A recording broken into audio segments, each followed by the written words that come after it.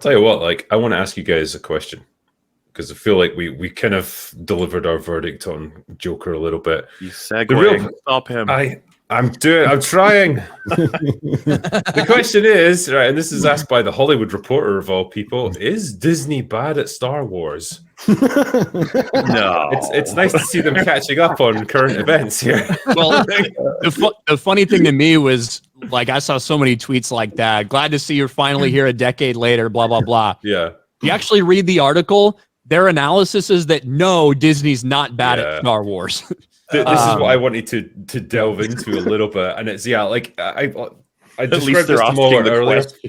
It's like they've to go through a doorway, right? And someone has pushed them right up to the threshold, and they just need to take one more tiny little step, and they just refuse to do it.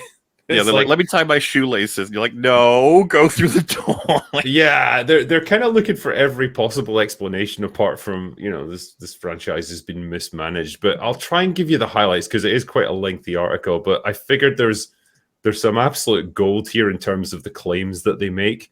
But it does here say, right. So they talk about the exchange between Finn and Rey when they're trying to find a spaceship that's going to get them off the planet in Force Awakens, and they look for the Millennium Falcon, and Rey declares, "Look, the garbage will do." And increasingly, that's the attitude that fans have about Disney Star Wars programming. Look, we all know it's not fantastic anymore, but Star Wars is still Star Wars, and therefore it'll do. And to be fair, the shows and movies remain far from space junk. The critics love these things. That means it's not garbage. We promise. Yeah, their titles typically get glowing reviews from critics and generate box office returns. Not so much these days. And streaming ratings that other studios would envy, though at a high cost. So they tried to sum up some of the things that they've done here. They've had a 5-movie franchise that was halted after its box office returns trended in the wrong direction. No shit. I mean, one of their thesis statements in the beginning is they had great box office success. And then like the next line, they're like, well, they stopped it because they weren't getting good returns. They have 6 live-action TV shows, just one of which has been a multi-season hit, and a startling number of projects put into development and then abandoned, and one wildly ambitious role-play hotel that closed after less than a year. Sounds successful to me. Great, yeah. So they talk about the movies. Essentially, like they sugarcoat it as much as they can. Force Awakens made crazy numbers. Last Jedi, not so much. Rise of Skywalker, even less.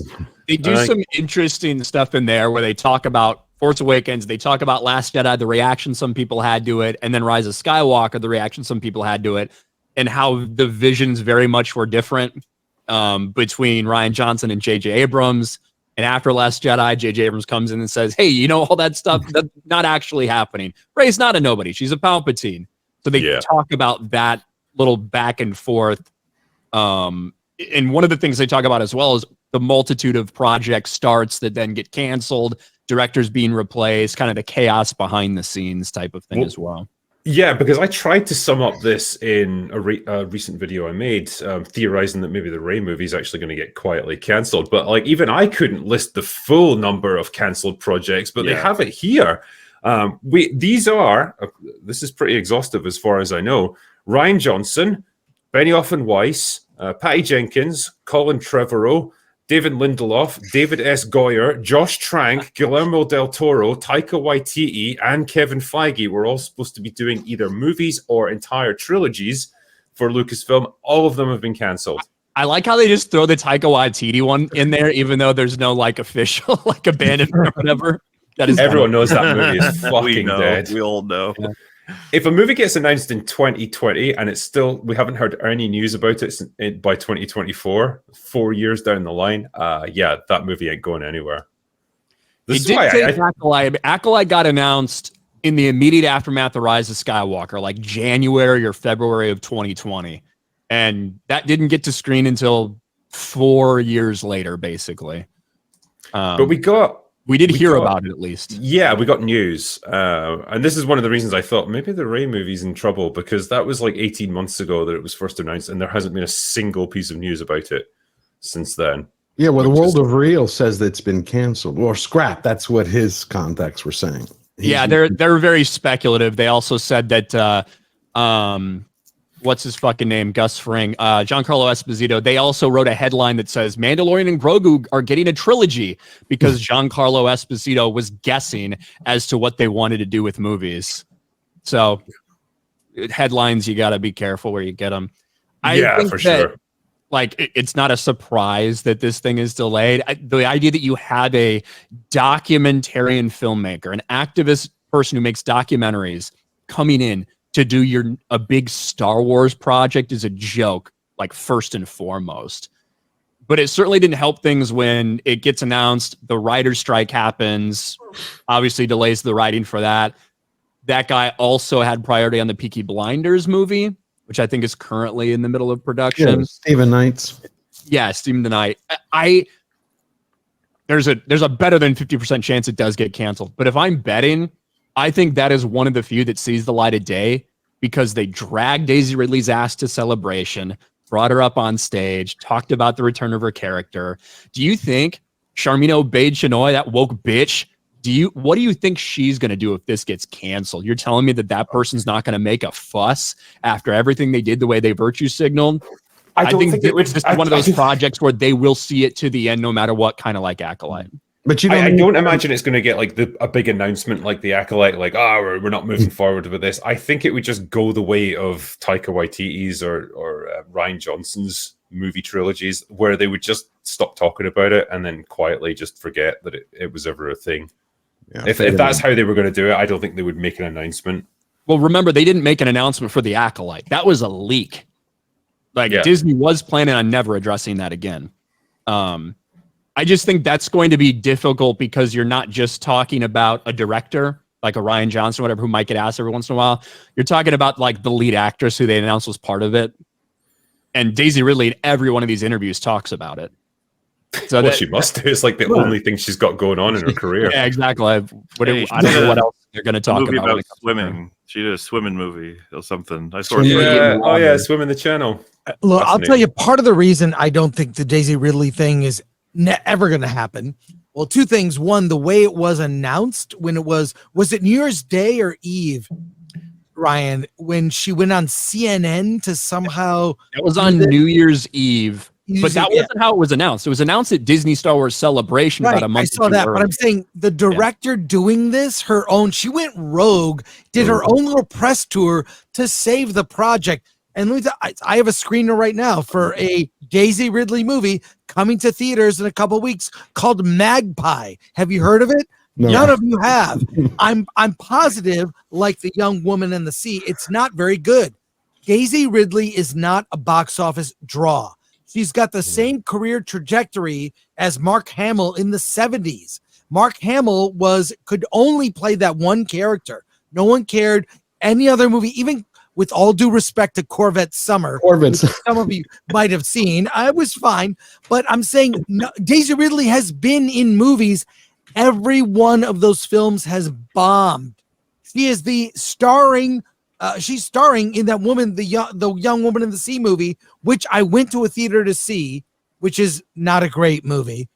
I assume Magpie will also be equally lame, but Harrison Ford went on to have he had a career outside of his the two main characters that he played, right? Daisy Ridley does not have a career, and I actually think she's a fine actress. She's fine. I think she's adequate. I think she's in this unfortunate position of an actress where, one, she's lumbered with typecasting after Star Wars, and two, she's not gorgeous enough to get any of the sort of sex symbol roles or just lead on her looks.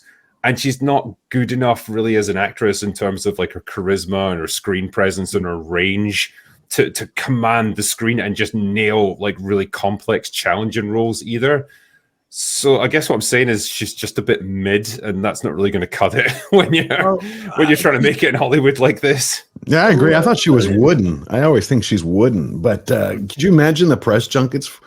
if they actually put the movie out with Chinoy, everybody's going to be running that thing. I want to piss men off. It's going to run 24/7. Whoa! I don't think it'll ever happen. And by the way, Daisy's she's lacking in Sweeney's. I would just say that's the way I'd put it. But it is weird too with celebrities. So many celebrities do endorsements. They're like influencers now. You see, if you've seen the list of the things, Sydney Sweeney is successful, not just as an actress. She's a producer who develops projects for herself, but she's also doing a lot of endorsements. Same with Ryan Reynolds. We're seeing celebrities cannot make a living just doing movies or TV. They have to have other extracurricular things to supplement their income. That is a reality now. Well, I know, Chris, you can't expect people to get by on 20 million a year. God, it's ridiculous. I mean, I will say this, because we've seen actors and celebrities do endorsements and commercials and stuff like that for literally since the beginning of time, right? It's different now, obviously, in the age of social media and stuff like that. Ryan Reynolds has probably made more money off the businesses that he has created, maybe than his fucking movie shit. Like whether it's the Mint Mobile thing, whether it's his is it Aviation Gin? Is that his? Yeah. Yes. Like he's actually like made brands and made a fuck ton of money off of them. That Mint Mobile deal, because he sold them off to somebody. Like supposedly he made hundreds of millions of dollars from that deal. They're like leveraging their influence to build companies and then sell them off. All I remember what is you saying to me one time, Mo, that like he's essentially owns like a big advertising company that's just like on standby to pick up on whatever thing is hot, like for the next trend. And I saw a video break this down where he's like ready to go on taking advantage of all kinds of viral trends. Like he's got a company built for it or something. It's which apparently is primarily where his money came from, at least according to the video. Well, I didn't want to sidetrack, but all I'm pointing out is that Daisy Ridley isn't a draw. No. Like her character, she's the granddaughter of the main villain of the 9 Star Wars movies. I don't care what happens to her. I would have cared if there was the daughter or son of Han Solo and continuing their adventures, or the daughter or son of Luke Skywalker interests me. The granddaughter of the main evil villain who I don't know, didn't redeem him, but somehow has her own arc that sucked. No one thought this through, clearly. But she's not a draw. You know who's a bigger draw? Grogu. Grogu is a bigger brand, a bigger draw for a movie than Rey. Let's be honest. Well, hence the reason, like, they brought him back after, like, he was supposedly gone from the show after season 2. They're like, no, this is the one thing that we can fucking sell. Yeah, they're bringing him front and center of everything.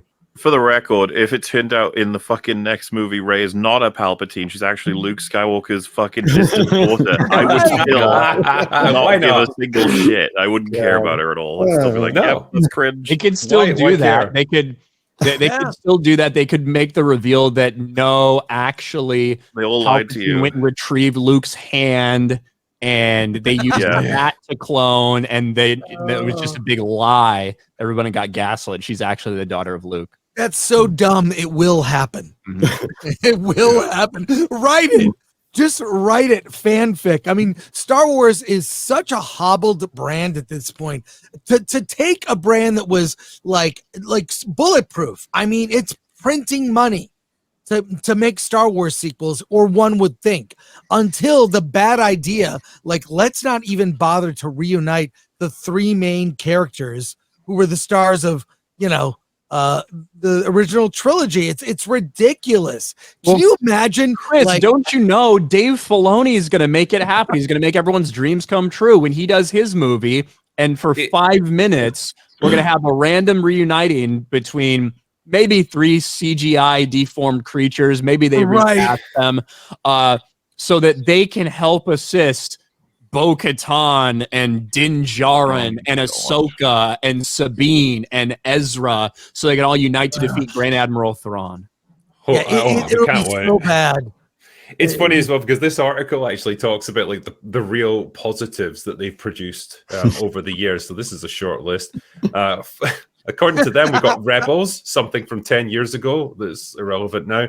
The Bad Batch, I'm willing to bet no one in their right mind ever gave a shit about that show. Visions, no one's cared, no one watched it. Tales of the Jedi, again, see my previous comment. And we've got Skeleton Crew coming up, which, again, I am willing to bet no one is going to give a shit about. I would argue with the quality of some of those, but taking it at face value, those animated entries is great. If people like them, that's good, but they don't move the needle at all. Nobody fucking watches them in the grand scheme of general Star Wars audience. They just don't. That's why the Clone Wars fan base has thought that they're a lot bigger than they actually are for years and years and years. It just does not have that same appeal. So, and I don't think Tales of the Jedi is good. I actually think it's fucking retarded, but a handful of people watched it. Samba TV numbers. I remember there were Samba TV numbers. They put it out for one episode, like the season 2 premiere of The Bad Batch or something. And you know how we always get this, Penguin, 3.2 million households. Ahsoka, almost 1 million households. For Bad Batch season 2, it was something like 78,000 households. Wow. Right? So we're talking about completely different levels when you're talking about something moving the needle for Star Wars. And those animated shows, even if it does have a dedicated fan base, that does not do it.